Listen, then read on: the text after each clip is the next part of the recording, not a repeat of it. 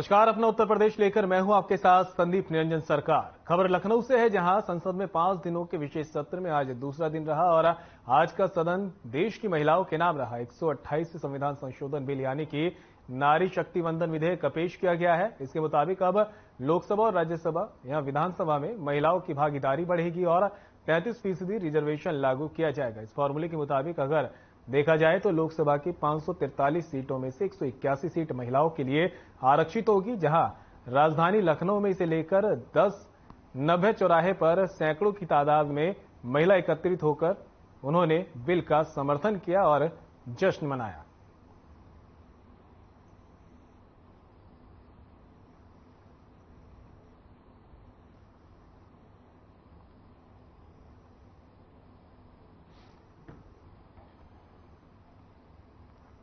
तो वही लखनऊ की महापौर सुषमा खरकवाल ने संसद में महिला आरक्षण बिल पास होने पर खुशी जाहिर की है। उन्होंने प्रधानमंत्री नरेंद्र मोदी को साधुवाद देते हुए इसे राजनीति का अमृतकाल बताया। वहीं महापौर ने अपने शुभकामना संदेश में कहा कि 3 दशकों की अटकलों के बाद महिला आरक्षण बिल को आज नए संसद भवन में कानून मंत्री अर्जुन राम मेघवाल ने पेश किया, जिसे लोकसभा में बिल को पेश किया है और वहीं दोनों सदनों में इस बिल के पास होते ही संसद और राज्य विधानसभाओं में महिलाओं के लिए 33% आरक्षण तय हो जाएगा। इस बिल में अब विधानसभाओं और लोकसभाओं में महिलाओं की भागीदारी भी बढ़ेगी। माननीय प्रधानमंत्री जी को बहुत बहुत बधाई साधुवाद देना चाहती हूँ। हमारे प्रधानमंत्री जी ने जो 3 दशक से लटका था बिल, महिला आरक्षण बिल, आज उसे सर्वसम्मति से पास किया है। इसके लिए मैं बहुत बहुत बधाई देती हूँ भारत सरकार की पूरी टीम को। माननीय प्रधानमंत्री जी 2014 में शपथ लेने का पहला भाषण हरियाणा में था, बेटी बचाओ बेटी पढ़ाओ। उन्होंने महिलाओं के लिए बहुत सारे कार्य किए हैं और उनके 70% योजनाएं जो भी हैं वो महिलाओं के लिए थे, जैसे जनधन योजना महिलाओं के नाम से खाता, उज्ज्वला योजना महिलाओं के नाम से गैस सिलेंडर, शौचालय महिलाओं के नाम से शौचालय दिया, घर राशन कार्ड में भी महिला मुखिया हो। मैं माननीय प्रधानमंत्री जी का बहुत आभार व्यक्त करती हूँ कि उन्होंने आज आरक्षण बिल पास करके हम महिलाओं। तो वहीं लखनऊ की बिजनौर पुलिस को बड़ी सफलता मिली है। बिजनौर पुलिस ने गोलीकांड में वांछित अभियुक्त को गिरफ्तार किया है। आरोपियों की पहचान रमेश यादव, कपिल यादव और रमेश कश्यप के रूप में हुई है। बताया जा रहा है कि आरोपियों ने 8 सितंबर को बिजनौर थाना क्षेत्र के मुल्लीहेड़ा में मनोज यादव, कुंदन यादव पर जानलेवा हमला किया था। अभियुक्तों के पास से 2 अवैध तमंचे, कारतूस, पिस्टल बरामद की गई है।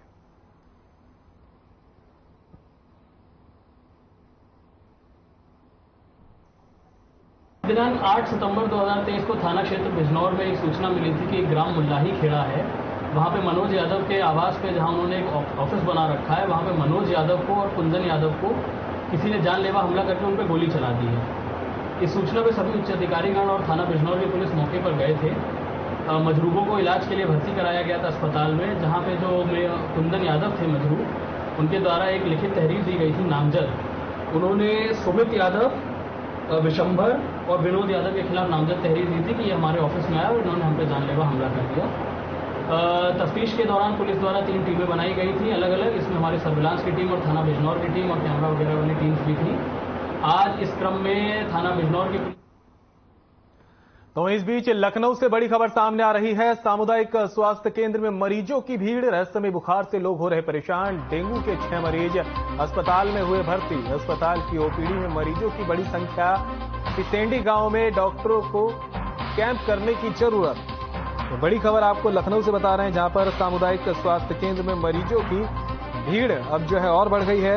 रहस्यमय बुखार से लोग परेशान हैं। डेंगू के 6 मरीज डेंगू वार्ड में भर्ती हुए हैं। अस्पताल की ओपीडी में मरीजों की संख्या बढ़ी है। सिसेंडी गांव में डॉक्टरों को कैंप करने की जरूरत है। तो लखनऊ की तस्वीरें आपको दिखा रहे हैं, जहां पर सामुदायिक स्वास्थ्य केंद्र में अब मरीजों की संख्या बढ़ने लगी है। जिस तरह से मौसम ने करवट ली, उसके बाद जो है डेंगू समेत दूसरी गंभीर बीमारियों ने मरीजों को जकड़ना शुरू कर दिया है। इस बीच रहस्यमय बुखार से लोग भी परेशान हैं। तो वहीं डेंगू वार्ड में 6 मरीज भर्ती हुए हैं।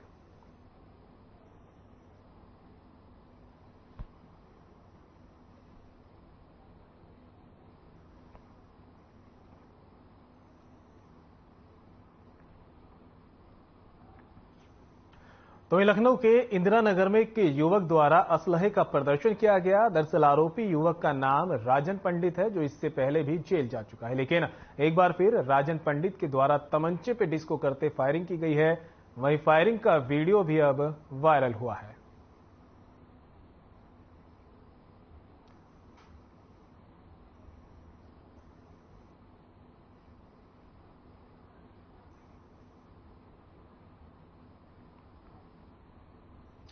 लखनऊ में भी वकीलों ने हापुड़ की घटना को लेकर मोर्चा खोला हुआ है। स्वास्थ्य भवन चौराहे पर सैकड़ों की संख्या में वकीलों ने प्रदर्शन किया, साथ ही जमकर नारेबाजी की। इसी के साथ लखनऊ बार एसोसिएशन के 7 अन्य बार ने भी 3 दिन के लिए हड़ताल का ऐलान किया है। वकीलों का कहना है कि 21 तारीख को बड़ी बैठक कर आगे की रणनीति का ऐलान करेंगे। वकीलों की मांग है कि एडवोकेट प्रोटेक्शन एक्ट बनाया जाए, साथ ही हापुड़ में वकीलों पर हुए लाठीचार्ज मामले में आरोपी पुलिसकर्मियों को गिरफ्तार किया जाए।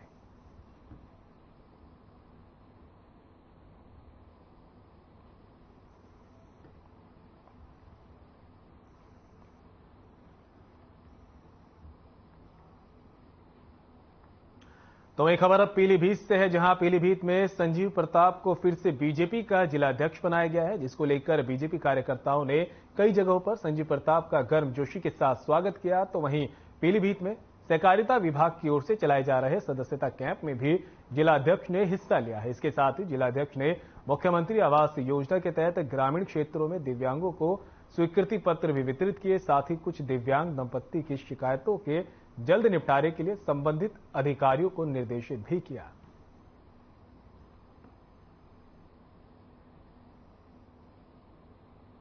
प्रमाण पत्र बांटे, किस तरह के प्रमाण किन किन लोगों को दिए गए? देखिए, आज मैं जिलाध्यक्ष बनने के बाद पहली बार बिलसंडा आया हूं, तो सहकारिता विभाग का एक यहाँ पे कार्यक्रम था, जिसमें सदस्यता अभियान हमारे पूरे जनपद में चल रहा है। सदस्यता अभियान में पूरे उत्तर प्रदेश में हम लोगों ने हमारे जनपद में स्थान बनाने का काम किया है। हमारे साथ जिला सहकारी बैंक के चेयरमैन सतपाल गंगवार जी, इस ब्लॉक के ब्लॉक प्रमुख प्रतिनिधि हमारे आदरणीय महीप सिंह जी भी साथ थे। तो हम लोगों ने एक कैंप का आयोजन किया, जिसमें 221 रुपए में सहकारिता विभाग का सदस्य बनाने का काम हम लोगों ने किया है। उसी का एक हम लोग सर्टिफिकेट बांटने का भी काम कर रहे हैं। इससे पहले ब्लॉक की तरफ से मुख्यमंत्री आवास योजना के निमित्त भी आवासों का सर्टिफिकेट भी लोगों को प्रमाण पत्र के रूप में दिया गया है, विकलांग साथियों को, तो वो भी हम लोगों के द्वारा वितरण किया गया। तो इस प्रकार ये 2 कार्यक्रम आज आयोजित किए गए थे, तो उसी नाते आज का यहाँ आना हुआ हम सबका। अधिक दिव्यांग पति पत्नी मिले आपके गाँव में, मिला नहीं आवास, क्या प्रयास किए जाएंगे आपके तरफ? ऐसे जो लोग भी हैं, आदरणीय बीडीओ महोदय को हम लोगों ने कहा है कि ऐसे विषय को संज्ञान में लेते हुए तुरंत उसका निदान कराने का प्रयास करें। आगे जो भी लिस्ट बने उसमें उनका नाम आना चाहिए और ऐसे लोगों को जरूर आवास मिलना चाहिए। क्या नाम है आपका? गुलाब शाह। बताएं आप इलाके वो कमल के फूल वाले बीजेपी आए थे, उन्होंने आवास दिया है। बताया करो, तुम्हारी आपने किनसे यहाँ पे शिकायत की? जो पीलीभीत के जिला अध्यक्ष आए थे, उनसे तो हमने शिकायत की थी कि हम दोनों लोग पति पत्नी दिव्यांग हैं और हम 3 के मकान में रहते होंगे। हमारा घर कच्चा, आगे छप्पड़ पड़ा हुआ है और हमारा सूची में नाम कई बार काटा जा चुका है। हमारे लोगों को आपात कर दिया जाता है। बताने के साथ आपने शिकायत क्या की, इनसे की शिकायत? अभी बीजेपी के जिला अध्यक्ष संजीव प्रताप जी आए थे, उन्होंने से हमने कहा था कि हम पति पत्नी दोनों लोग दिव्यांग हैं और हमारा नाम आवास सूची में था और उसके बाद भी हमें अपात्र कर दिया गया।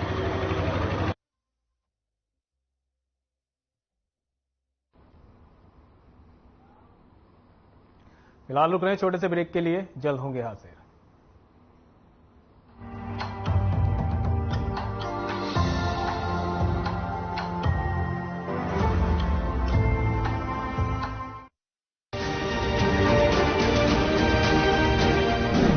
यूपी भारत के ग्रोथ को ड्राइव करने वाला एक अहम नेतृत्व दे रहा है। आज देश में सर्वाधिक इंटरनेशनल एयरपोर्ट के साथ ही लखनऊ, कानपुर, नोएडा, ग्रेटर नोएडा, गाजियाबाद एवं आगरा में मेट्रो रेल संचालित है। दिल्ली से मेरठ के बीच रीजनल रैपिड ट्रांसपोर्ट सिस्टम का कार्य प्रगति पर है। नेक्स्ट जनरेशन इंफ्रा और एक्सप्रेस कनेक्टिविटी ने प्रदेश की छवि एक्सप्रेस स्टेट के रूप में स्थापित की है।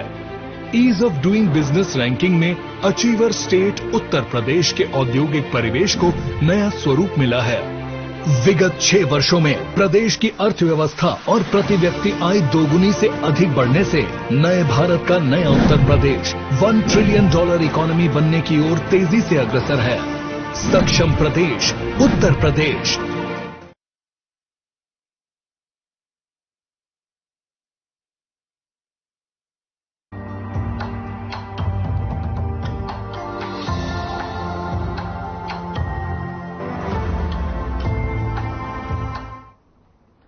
ब्रेक के बाद आप सभी का एक बार फिर से स्वागत है। बढ़ते खबरों में आगे। कन्नौज में एक शिक्षक की बर्बरता का मामला सामने आया, जहां शिक्षक ने एक छात्र की क्रूरता से पिटाई कर दी, जिसमें छात्र के दोनों पैरों में अब काम करना बंद कर दिया है। दरअसल 12 सितंबर को स्कूल के टीचर रविंद्र कुमार ने रंजिशन छात्र की बुरी तरह से पिटाई की, जिसमें छात्र बुरी तरह से घायल हो गया। वहीं जब मामले की शिकायत करने के लिए छात्र के पिता स्कूल पहुंचे तो आरोपी शिक्षक रविंद्र समेत दूसरे अध्यापकों ने उसे जाति सूचक शब्दों का उसके साथ इस्तेमाल किया और भगा दिया। पीड़ित छात्र ने उसके पिता ने आरोप लगाया कि स्कूल प्रबंधक के राजनीतिक संरक्षण के चलते स्थानीय पुलिस ने कोई कार्रवाई नहीं की, जिसको लेकर पीड़ित के पिता ने अब एसपी दरबार में आरोपियों के खिलाफ कार्रवाई कर न्याय की गुहार लगाई है।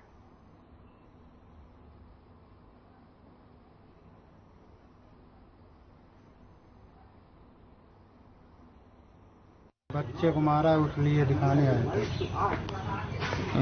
क्या नाम, किसने मारा, कहाँ पे मारा बच्चे को? रविंद्र शर्मा जी है, बच्चे को मारा कोयनी से, तो उसी वजह दिखाने आए। वो नीचे चल नहीं पाता, उसके हाथ पैर काम नहीं करते। किस स्कूल का टीचर है ये? पंडित आत्मा प्रकाश बालिका इंटर कॉलेज सिकंदरपुर। कौन सा स्कूल में पढ़ा? बोल तो जाओ। पंडित आत्मा प्रकाश बालिका इंटर कॉलेज। तुम?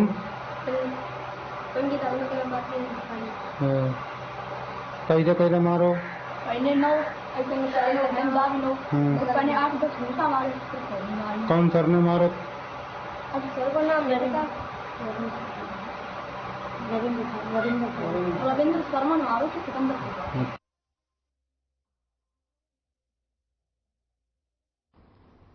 तो वहीं कन्नौज के विनोद दीक्षित अस्पताल स्थित सखी वन स्टाफ सेंटर का जिला विधिक सेवा प्राधिकरण की सचिव और अपर जिला जज लवली जायसवाल ने निरीक्षण किया है। उन्हें कई खामियां मिली, जिसको उन्होंने सुधारने के निर्देश दिए हैं। वहीं उन्होंने वन स्टाफ सेंटर में बनी चौकी का निरीक्षण किया। जब रजिस्टर चेक किया तो रजिस्टर में कई खामियां उनको मिली है, जिसमें उप निरीक्षक द्वारा वहां पर बंद लोगों को ले जाया जाता था। ले जाने के बाद उप निरीक्षक द्वारा साइन नहीं किए गए, जिस पर उन्होंने फटकार भी लगाई। वहीं सीसीटीवी को लेकर उन्होंने निर्देश दिए कि कैमरा को गैलरी में लगाया जाए, जिससे वहां होने वाली गतिविधियों पर नजर रखी जा सके।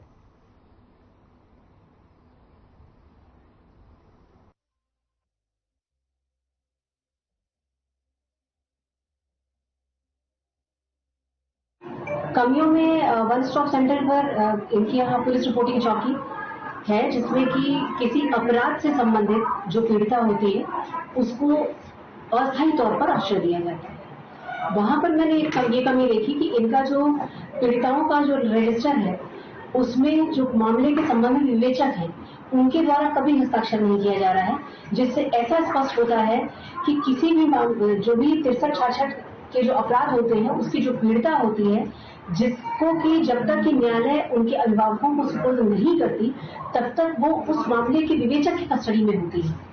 तो विवेचक का ये दायित्व है कि वो अगर जो बच्ची उनकी कस्टडी में है और यहाँ पर अस्थायी तौर पर निवास जिसका कराया गया है, तो उसको थाने ले जाने की प्रक्रिया में, उसको न्यायालय ले जाने की प्रक्रिया में, या अगर उसका मेडिकल कराना है तो उसको जिला अस्पताल ले जाने की प्रक्रिया में विवेचक का होना अति आवश्यक है।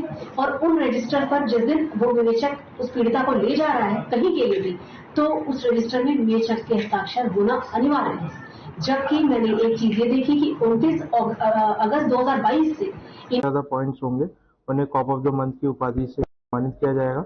इसका उद्देश्य है कि एक पॉजिटिव कंपटीशन जो कर्मी है उनके बीच में आए, ताकि और बेहतर काम कर सके और प्रोफेशनलिज्म के साथ कार्य कर सके और उनके कार्यों का ऑब्जेक्टिव इवैल्यूएशन हो सके, ताकि जो अच्छा काम कर रहा है उसको प्रोत्साहन मिले।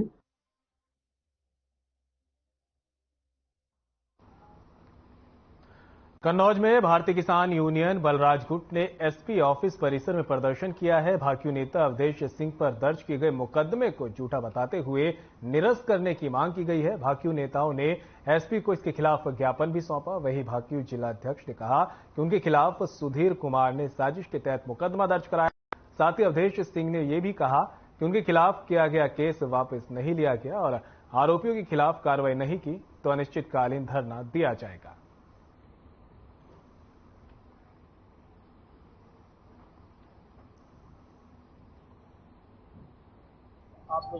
आज ये कप्तान साहब से मिलने आए थे।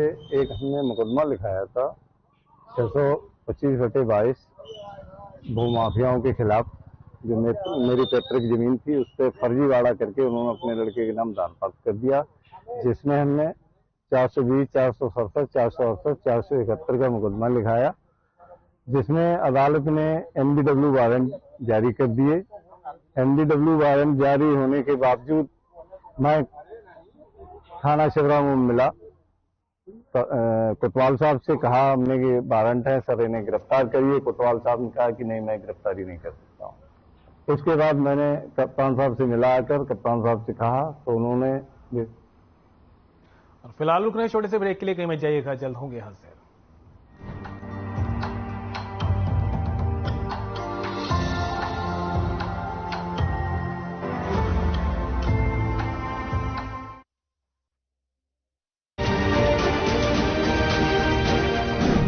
यूपी भारत के ग्रोथ को ड्राइव करने वाला एक अहम नेतृत्व दे रहा है।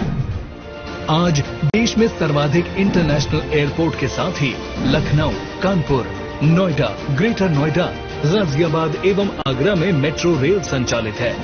दिल्ली से मेरठ के बीच रीजनल रैपिड ट्रांसपोर्ट सिस्टम का कार्य प्रगति पर है।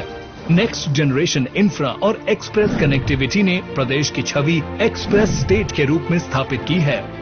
Ease of doing business ranking में अचीवर स्टेट उत्तर प्रदेश के औद्योगिक परिवेश को नया स्वरूप मिला है। विगत 6 वर्षों में प्रदेश की अर्थव्यवस्था और प्रति व्यक्ति आय दोगुनी से अधिक बढ़ने से नए भारत का नया उत्तर प्रदेश $1 ट्रिलियन इकोनॉमी बनने की ओर तेजी से अग्रसर है। सक्षम प्रदेश उत्तर प्रदेश।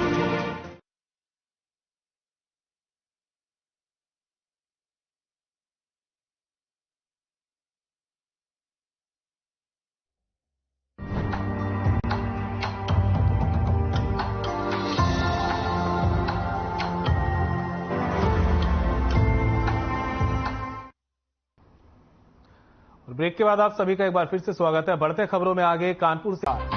इसके बाद में वो हमारे धर्मेंद्र देवर थे, उनसे कुछ वो आ रहे थे खेत से, तो वो धर्मेंद्र कुमार कहाँ है? तो मम्मी ने कहा यहाँ नहीं है। तो उन्होंने कहा अभी नहीं है यहाँ पे, लुका दे तो फिर बताते हो नहीं है। तो मम्मी ने कहा यहाँ नहीं है। तो हम खड़े थे वहीं पे, उन्होंने पूछा बेद प्रकाश कौन है? हम कहे हमारे पापा। कहते नंबर दो। हम कहे उनके पास फोन नहीं है। कहते फोन नहीं उनके पास? हम कहे नहीं।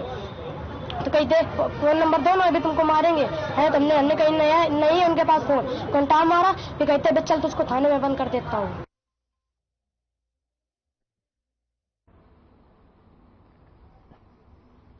तो वहीं कानपुर में बदमाशों का आतंक देखने को मिल रहा है। कमसान गांव के पास बदमाशों ने पुलिसकर्मी पर जानलेवा हमला कर दिया है और हमले के बाद लूट की घटना को अंजाम देकर फरार हो गए, जिसके बाद हेड कांस्टेबल को बिल्हौर सीएचसी में एडमिट कराया गया है, जहां गंभीर हालत के चलते उन्हें आगे रेफर कर दिया गया है। हेड कांस्टेबल मोहम्मद मुर्तजा ककवन थाना क्षेत्र में पीआरवी में तैनात है। फिलहाल पुलिस मामले की जांच में जुटी है।